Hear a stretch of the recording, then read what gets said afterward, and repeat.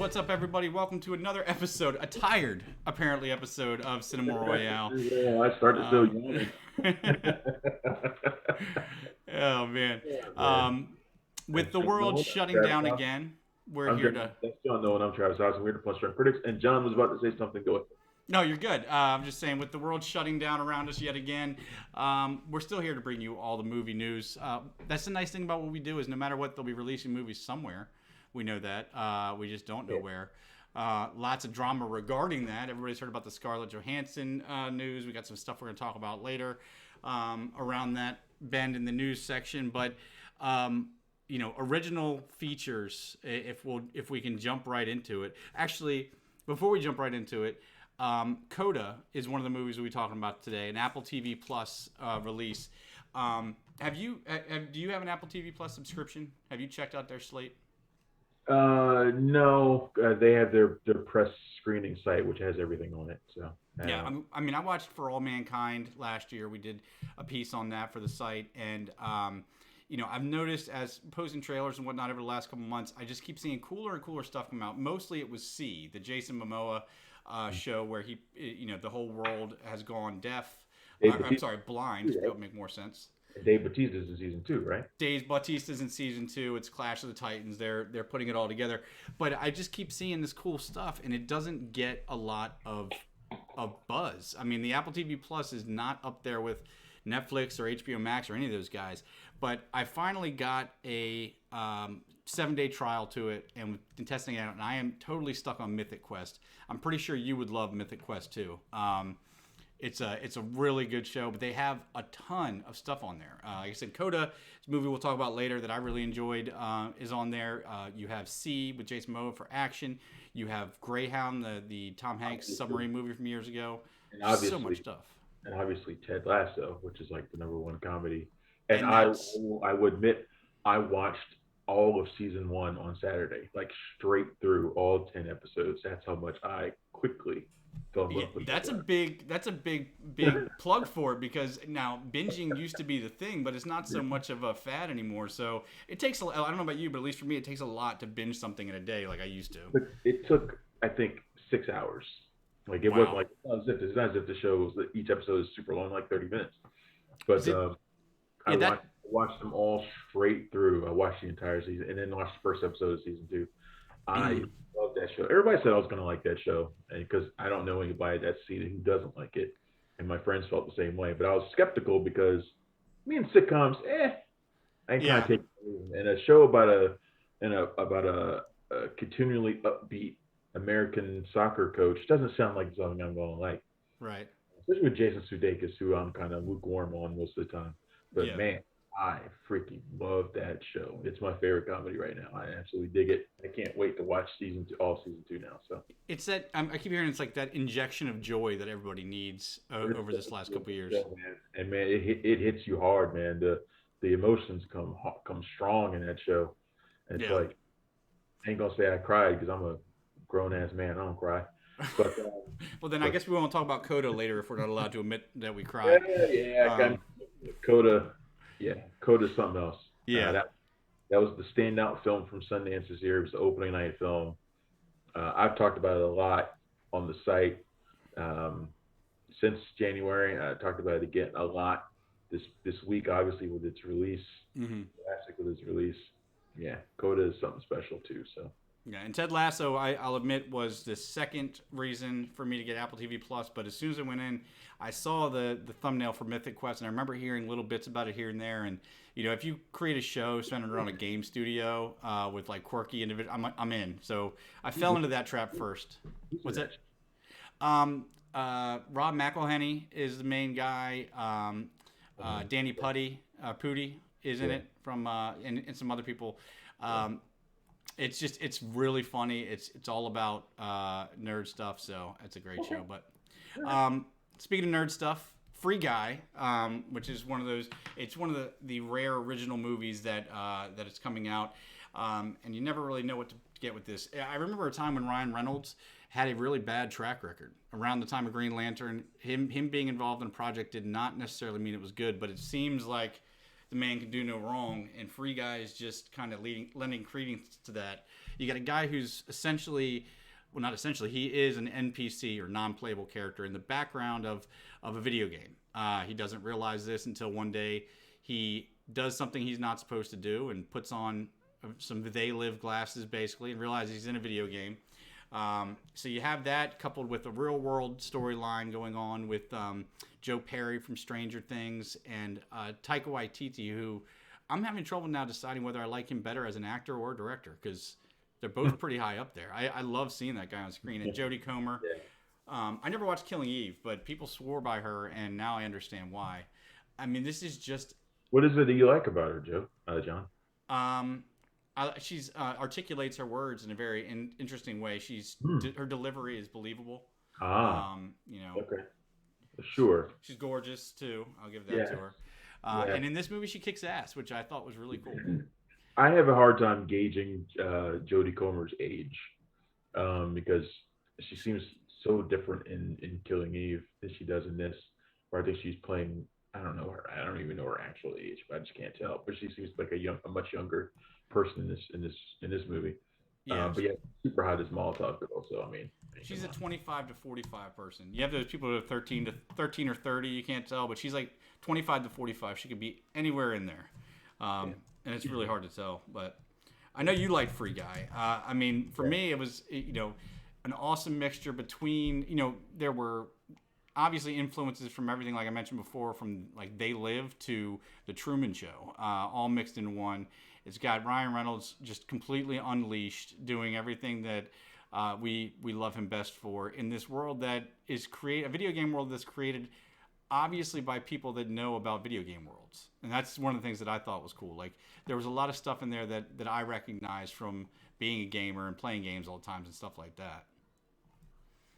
Yeah, no, I mean, I think this is quite possibly the best video game movie that's ever been made. And of course, it's not really based on an actual property, but I'm including stuff like The Wizard and things like that are about video games. But this movie, I think, it's just got so much. It's got so much ambition to it. Like it feels like the video game version of It's a Wonderful Life or Stranger Than Fiction or, like you said, The Truman Show, and it has all these aspects to it. It's about someone that's having an existential crisis and deciding that he no longer wants to be a supporting player in his own life. He wants to take the reins and be his own best hero, and that's something that we all can relate to. Putting it in a video game context makes it more special to someone like me who loves to play video games. I think to a lot of people who play video games, but even if you don't, it's a movie that everybody can understand. And Ryan Reynolds, I think, is great in this. I can't remember, was it you and I who talked about this? Maybe been me and Tim Gordon on his show last week talking about the interchangeability of Ryan Reynolds and Chris Pratt. And you think so? Well, no, I didn't think so. Tim threw that out there. Tim just thinks all white guys look alike. Well, no, I mean that's true, but it's just but in this case, he was talking about whether or not Chris Pratt could do this role too, and I think Chris Pratt could do this role and be just as likable. There's something that there's an everyman quality to both of them that makes them people you want to root for. The difference between the two of them is Ryan Reynolds, and I don't know if this is necessarily his fault or it's just the people who kind of offer him roles, but it seems like people feel like they need to surround him with extreme violence or R-rated stuff and curse words and things like that, and for him to be funny. You look at something like The Hitman's Bodyguard and Deadpool, stuff like that. That's more edgy. Whereas Chris Pratt's more PG. People think that because he started off doing shit like Van Wilder, and he's just kind of rolled along with that for the longest time, and that's why Deadpool's so easy for him to transition to, because he's been doing kind of stuff like this for a long time. But I think a movie like Free Guy shows that you don't really need to do that. He can be charming and lovable just on his own, and his character is a purely good person, and he's somebody that we want to see succeed. I mean, I was rooting for him to get the love of his life in this movie like everybody else. Yeah. But I really also love that the movie has a lot of commentary about the video game culture and how toxic it is, and that that company that Taika Waititi's character is running into the ground is like this Blizzard-esque studio, and it's going through all types of crap right now. Yeah.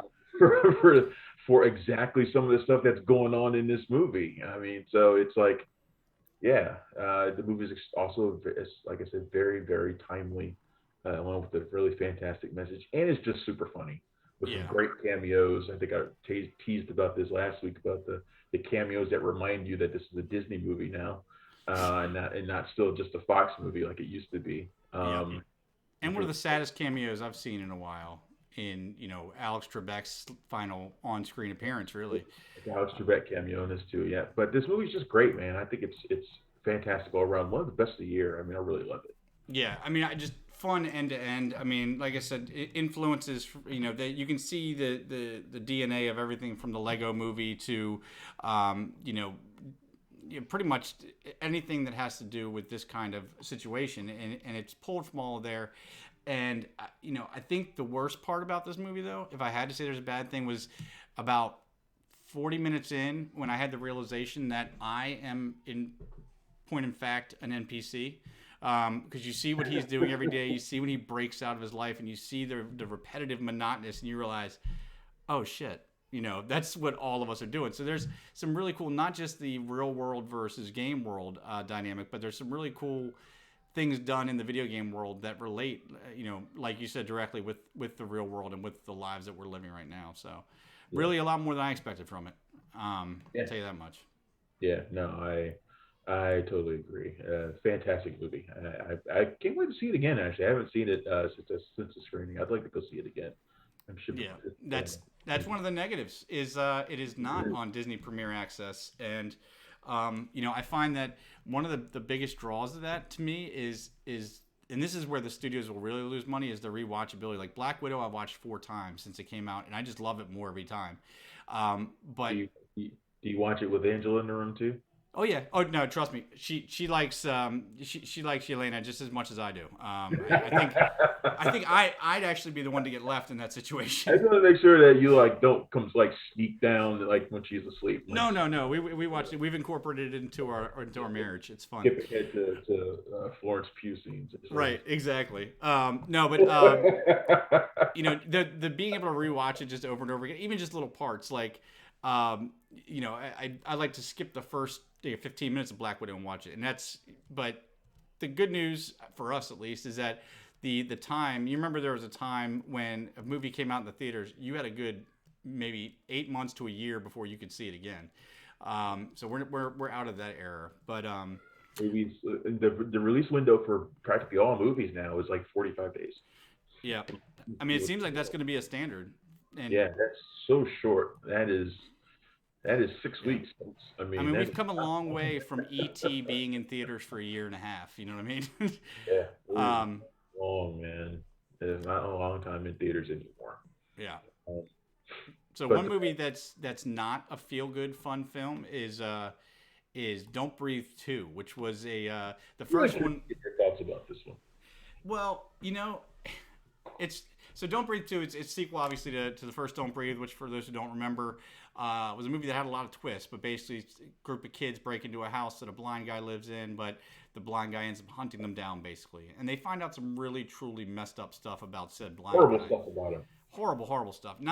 He's not Frank Castle. He's not a guy who's avenging his killed family by killing bad guys. He's just a bad freaking past bad guy. And in Don't Breathe 2, it almost feels like they've gone the Death Wish route, where they've turned him and they've gone on record saying he's not an anti-hero in this, but I kind of feel like he was. I mean, Fede Alvarez, who did Evil Dead, directed the first one. They tried. They tried to make him an anti-hero. That's what the goal was. Yeah. In this movie. But you can't have a guy kidnap and artificially inseminate a woman in your first movie and then have him be a hero in the next. It doesn't work like that. You can't do it. The first movie, and I wrote my review about this. I wrote all about this, and it's like they thought that. I mean, because let's be honest, nobody's going to see Don't Breathe 2 who didn't go see Don't Breathe 1. Okay, there's not a single person who went to go who's doing that. So they had to assume that we were stupid and that we forgot what happened in the first movie. Now, look, I like the first movie like everybody else did. It was a really great film. Mm-hmm. And I really think Stephen Lang does something really cool with the blind man. I think he's a really interesting character. Um, He's got I a can physicality to it. understand wanting to bring him back. But my take at the end of the first movie was that by the time we got to the end of the first movie was that I was rooting for him and not rooting for the three people that busted into his house because they were taking advantage of a blind person Right. to rob him. And then all the stuff came out about him, and you're like, oh, but you're supposed to have that complicated feeling about it. Yeah. Uh, that's the entire point. You're supposed to feel complicated about it because he's such a terrible person that you find out. You got to wrestle with yourself whether or not you still want to root for him against these people who are bad too. They're just not as bad. But the sequel kind of tries to pull that off in like an inverse sort of way. So what they do is they have him, and this is really, I mean, I was like totally fucked up about the movie like from the first 5 minutes because the first thing they do is basically have him acquire a girl who had just escaped from a burning house. Yep. And Which is disturbing on all levels. Disturbing on its own, it's extra disturbing when you remember what he tried to do in the first movie, which was kidnap and plan to forcefully inseminate a woman so that he could have a child to raise on his own. Yeah. And they tried to spin it with he's replacing the daughter he tragically lost, but that doesn't justify it. That doesn't help. It doesn't help at all. And then he goes, and 8 years later, he's still raising this girl. Like he's raising this girl, and you're like, this is so messed up. But they're playing it straight, and they're playing it straight like this is just some normal thing, and it's not. So when they introduce these other people who break into his house, and initially we think of them as being worse for what they're doing. I couldn't buy it. I couldn't buy it. Could never get over the fact that we're supposed to look at this at the blind man as a father figure character, and then when they introduce the twist, the big twist that comes, which isn't really a twist because we already knew the blind man can't be who he's pretending to be to this girl. Right. So it's not really a twist. The twist is the fucked up motivations for the people who are trying to get her, who are trying to steal the girl away. That's the twist. But even then, I was still like, yeah, that's awful, but he's still terrible. He's still terrible. Yeah. And I'm not rooting for him. And I could not get over it. And, I think without that aspect, they had not tried to go that route.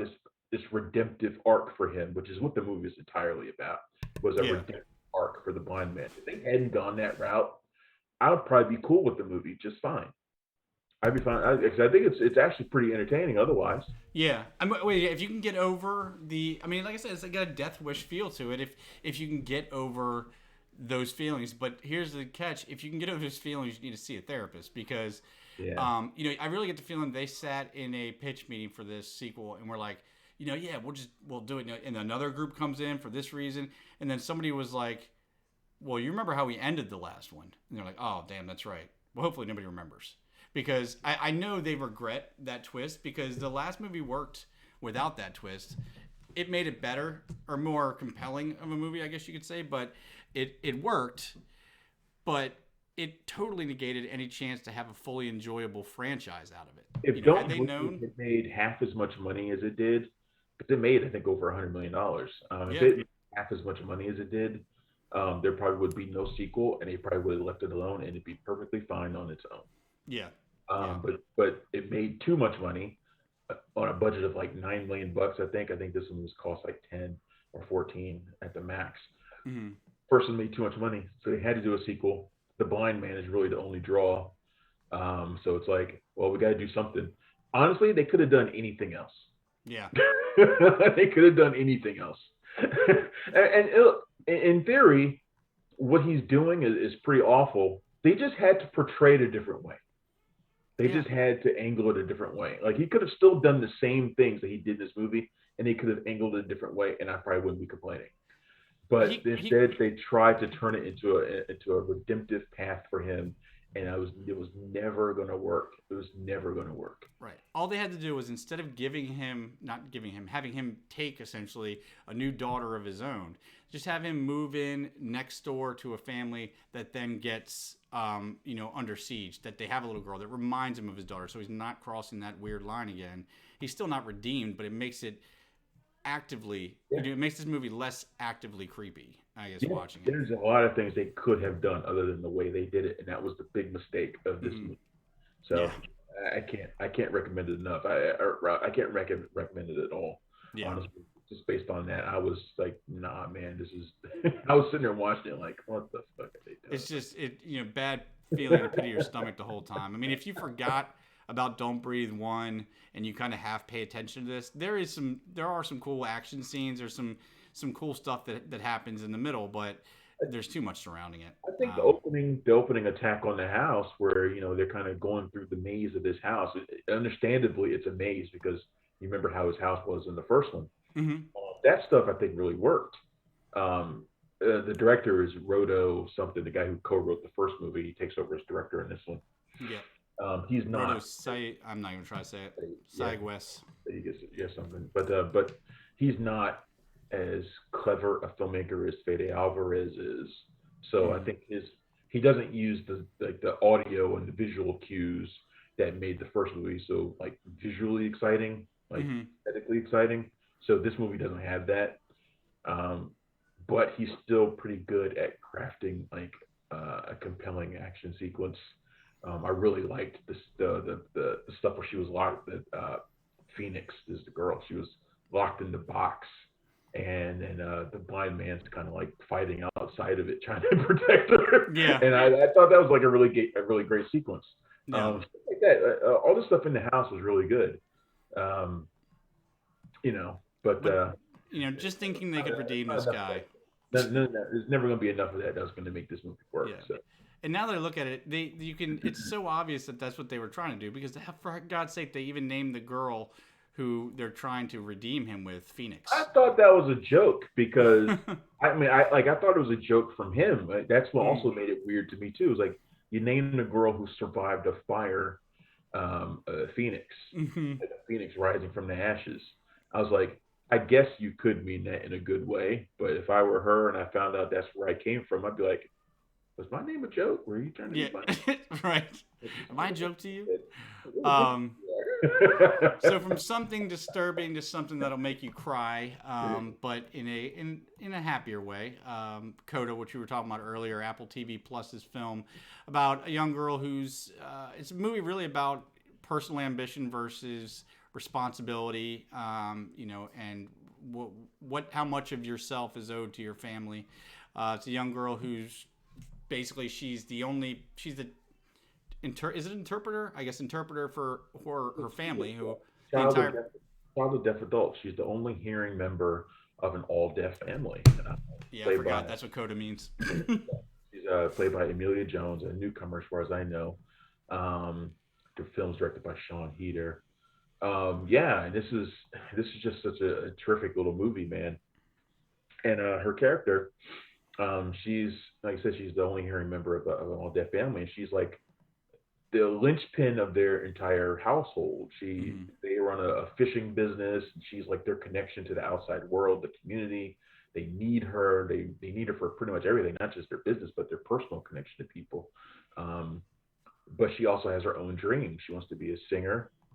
Ironic because the music that she sings, her family can never hear.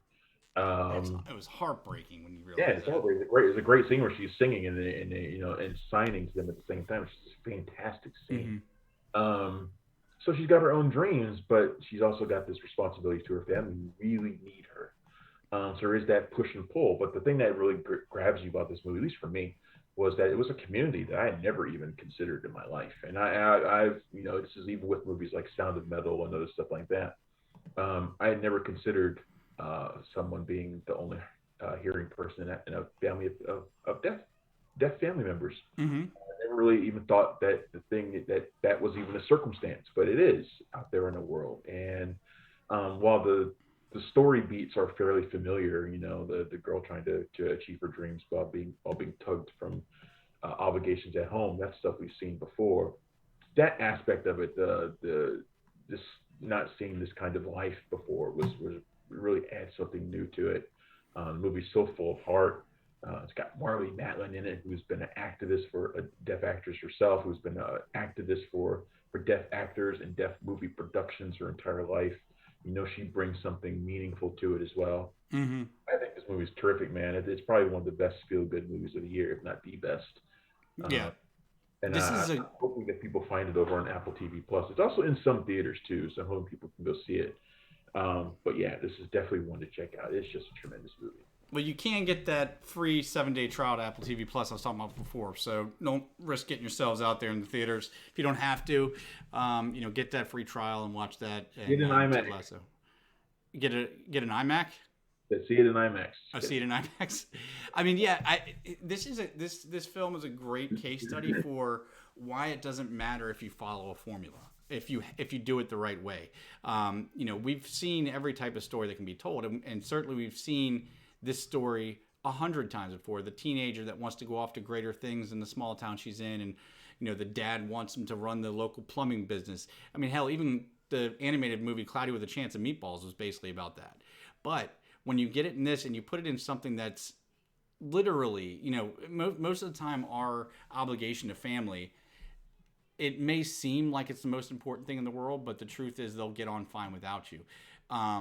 In this case, they won't get on fine without you. She is literally, seeing her torn apart and it handled with such care. And, also what you mentioned, the fact that this is a segment of society that we don't think about very much. And the whole CODA thing, child of deaf adults, makes a lot of sense because, if you're a deaf adult and you're going out there to meet other people, it would be much easier for you to meet another deaf person, and it's not always congenital. So you'll have, two deaf parents that'll have a kid that can most likely hear. So it's probably a lot more common than we think. And Sean Heder is not somebody I was really familiar with up until this point, but the way she handled, even the way she shot specific scenes and the way she included certain things in the shot, this scene you were talking about a minute ago where she's singing and she's signed to her family, there's a very powerful and impactful way that she does this stuff. So I will admit that I am a man and I cried a few times during this movie. So I'll put that out there. So that's one happy movie, and half a man out there, man. It's just... Yeah. Well, I lost half of my manhood, my man card when I got married. So I had 2 kids, so I was already a female. Absolutely. You're already in the hole. So yeah. So I can cry if I want to. It's my party. But yeah, so one really happy, fun movie, one disturbing movie, and one happy tears movie, I guess you could say. Happy and sad. But yeah, so, on to some new stuff. Everybody was super excited about Ahsoka Tano coming to The Mandalorian last year. Star Wars Rebels pretty much universally. Wait a minute. I thought you wanted to talk about your experience with What If. Oh, you're right. We did want to talk about that. We talked about it last week, but... I talked about it last week, so I want to get your opinion on the first episode that you saw. Yeah, so Captain Carter, obviously, it's sliding doors in the Marvel universe. I thought it was great. I thought it was a lot of fun. The animation, I was kind of iffy on at first when I saw the trailers, because I'm such a purist with cel-shaded animation, but it is absolutely gorgeous the way they animated the whole thing. And I love this style of animation better than almost anything. It's so realistic looking. It kind of looks like throwback, like those old throwback Superman cartoons. Yep. Those, man, I love that animation style. Yeah, I mean, and I loved how they really took their time. I mean, it's Marvel, so I guess I shouldn't be surprised, but they really took their time to interpret different sections and scenes and make you see different to take a point from Loki. Oh damn! Now I forgot what do they call it? Vertex points. What do they call those things in Loki? What? In Loki, there were certain times that if you changed something, everything would change, like a vantage point or. The joke's dead. But it was really good. I mean, the only complaint I really had was that it was too short. It kind of seemed like a highlight reel of what could have been. Like this was like Captain Britain, the First Avenger, the highlight reel. It hits all the major points of Captain America: The First Avenger. There were some cool twists and turns, particularly, where we would usually see Bucky go on to become the Winter Soldier.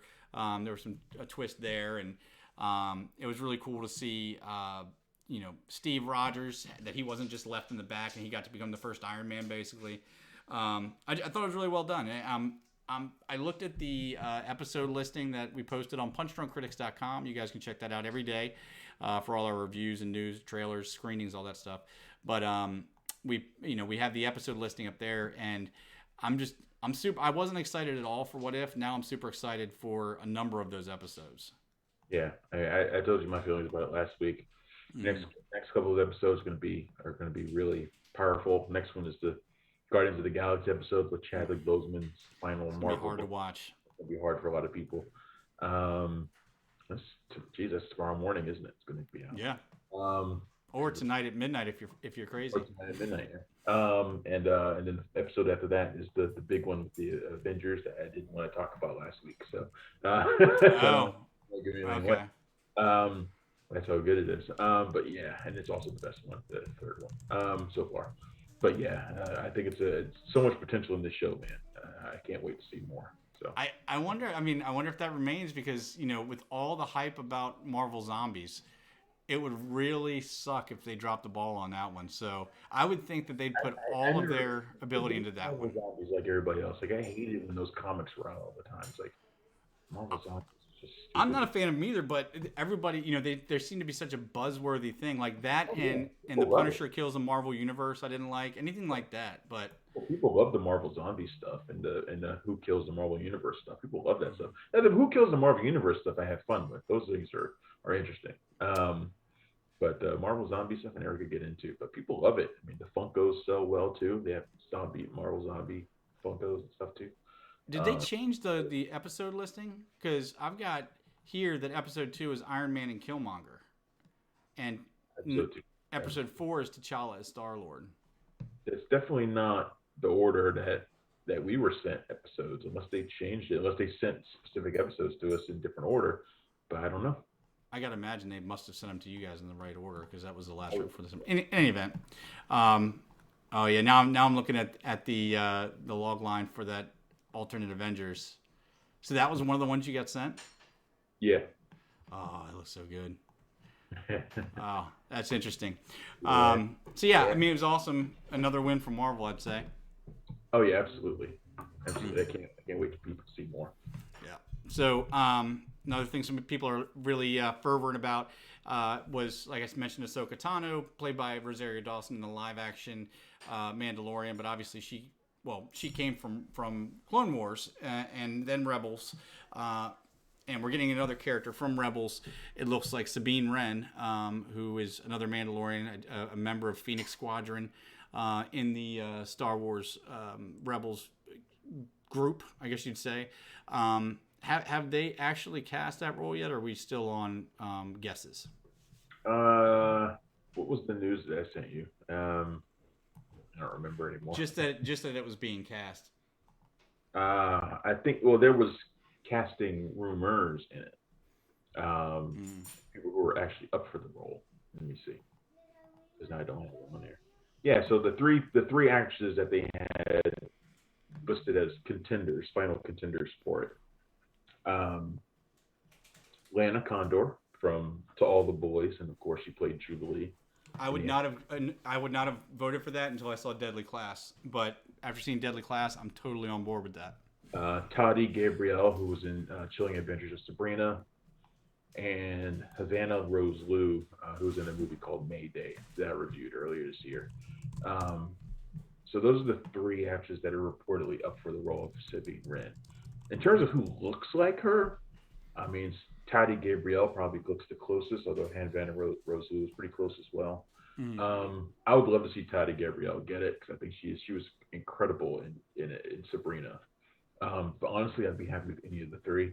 Sabine Wren's just a cool character. She's sort of a different sort of Mandalorian than some of the other ones. She's an artist, a bit of a rebellious streak. I really like her a lot. I was hoping that Sasha Banks was her when she was introduced to the cast last year. In fact, I think they were intentionally teasing that because she was a Mandalorian. Mm-hmm. And she looks like Sabine Wren, like in terms of like her physical structure and her hair. Yeah.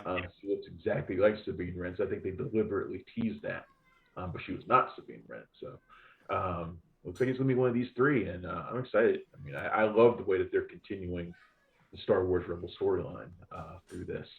Yeah. Which means we're probably gonna get, what's his name? Ezra. Ezra. Yep. And of course Thrawn. We know Thrawn's coming because they name dropped him. I mean, I think the smartest thing that Disney has done with Star Wars is really just follow on what George Lucas already knew, and that's Dave Filoni is the new herald of Star Wars. You follow what he says, and you're gonna be all right. I was reading Star Wars over to Zack Snyder. That's what I think they should do. Yeah, I think that would be a good idea because then we could kill it in a couple of years, and that would be good. No, but Taika Sakar, who voiced her on the show, actually looks. Don't attack me, people. Don't at me. I like Zack Snyder. Make jokes at his expense and still like him.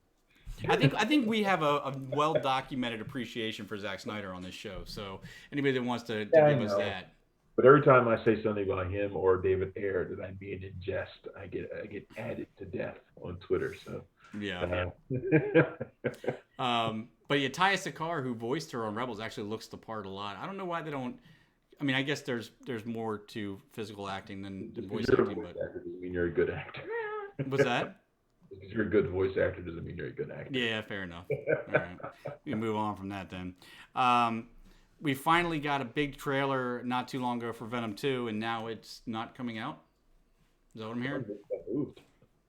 Moved to when? That's not fair. It only got moved a few weeks, but it got moved. Didn't we talk about this last week? Did we talk about it? It got moved to. Maybe I was talking to Tim. I'm getting all mixed up now because I did Tim's show the other day. Yeah, got too many shows. Tim's show, by the way. What's the name? What's he running the name? Is it still Film Gordon?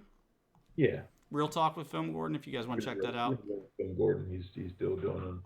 Yeah, he's still doing. I was on that show over the last few days. I hadn't done it in a while, so it's kind of bleeding into my memory now. So I can't remember who I talked with about what. But yeah, so I think it got moved to October. Yep. Just a few weeks. October 15th. October 15th. So yeah, so about 4 weeks. And I think it was 10 because I was joking about the fact that this could be the first of many major films to move. Mm-hmm. Seeing things get worse again. And it's going to start resembling 2020 when everything was moving. And we're doing it the exact same stupid way that they did in 2020, which is, move it a few weeks as if there won't be a Delta variant in 4 weeks. Yeah. And people this is what studios did all throughout 2020 was shuffle along these movies thinking, oh, the pandemic will be over in like 2 or 3 weeks. No, it won't. Well, and this one won't be over in 4 weeks either. These studios are just going to have to lower their expectations, man. I'm sorry. It's just what they're going to have to do and come up with something else, some other criteria. Or we have to lower expectations for humanity because if we've learned nothing in the last week. My expectations for humanity can't get lower. From pictures of Chinooks taking off from hotels, we do not learn from history. We are doomed to always repeat it. So that deja vu is real. Ourselves from a pandemic because we can't be bothered to wear a mask. And Travis, this is America.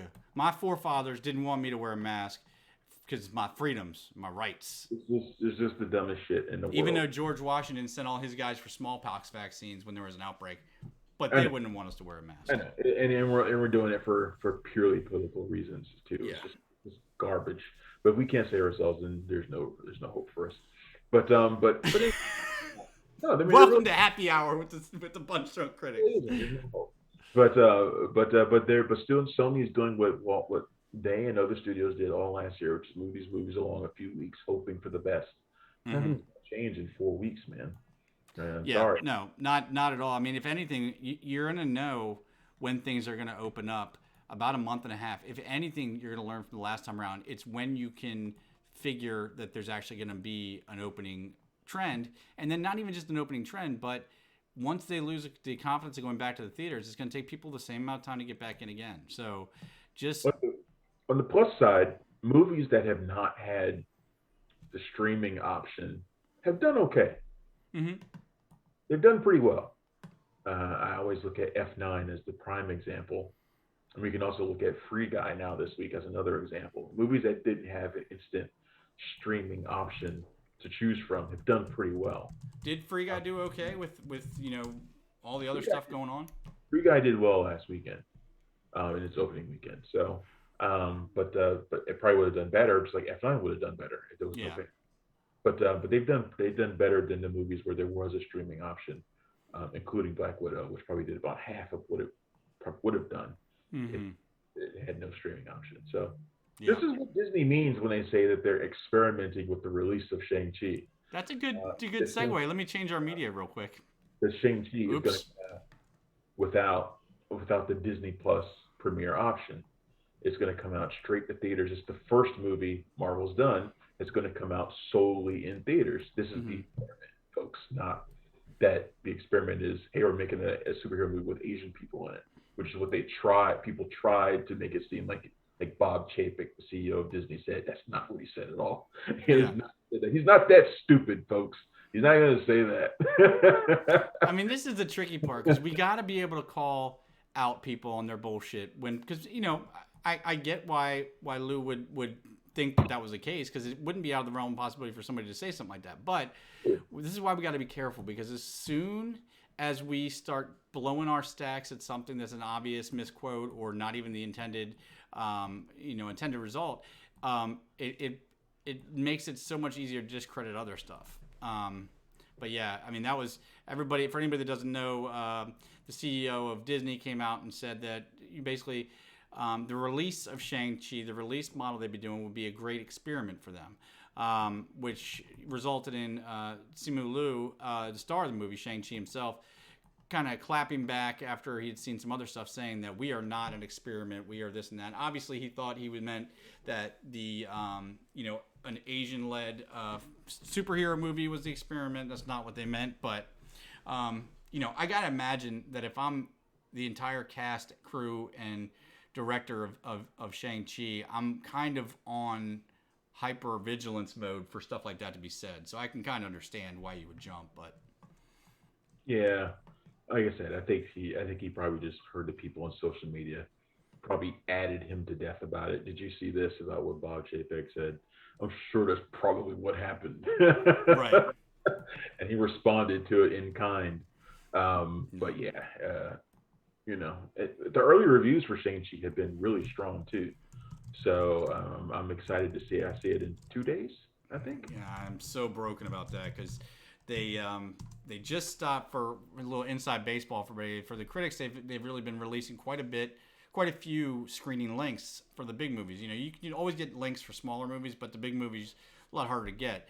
And they recently just with Black Widow was the last one that they did. And I can't even brave really a movie. The only time I've been to a movie theater is on a Thursday night, or not even a Thursday night, sorry, like a Wednesday night, really late where nobody else is going to be there. And if there's more than 10 people in the theater, I ask when I go there to get my ticket. I'm not going in, So it makes it tricky, but at least one of us will be able to report on it.